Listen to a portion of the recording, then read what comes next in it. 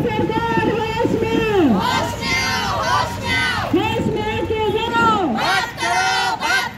बात तो तुमको करनी होगी बात तो तुमको करनी होगी। बोला।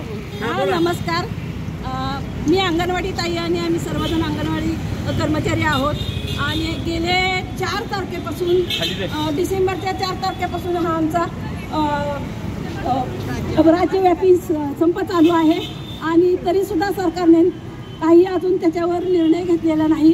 आम्ही रोज वेगवेगळे काय वापर करत आहेत त्याचं सुद्धा त्यांनी अजून बघितलं नाही। त्याच्याकडे रोज म्हणजे घोषणा तर रोज येऊन रोज बसत आहे तिथं, शासनाला काही त्याची अजिबात पडलेली नाही आहे।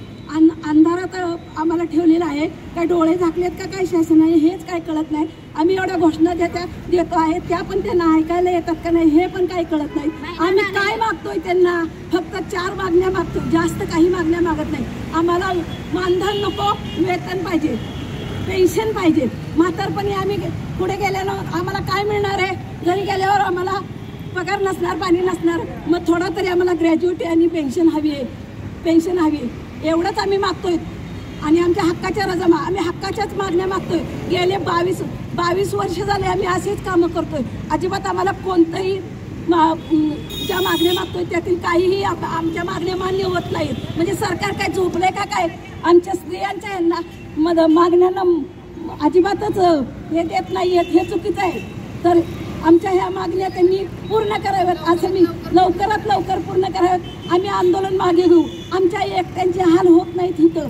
आमची मुलं, आमची म्हणजे शाळेतली आमची मुलं, आमच्या घरची मुलं आम्ही म्हणत नाहीये, आमची शाळेतली मुलं आहेत ना ती उपाशी राहत आहेत, हे सरकारला दिसत नाही का? एक दिवस आहार नाही आला, एक दिवस आहार नाही वाटला तर लगेच आमच्यावर ओरडत असतात वरचे अधिकारी। वरच्या अधिकाऱ्यांनी आणि सगळ्यांनी, आम्ही जिल्हा परिषदला सगळ्यांना, कलेक्टरला सगळ्यांना पत्र दिलेले आहेत। तर त्यांनी सगळ्यांनी कृपया सांगावं की यांची वाढ करा।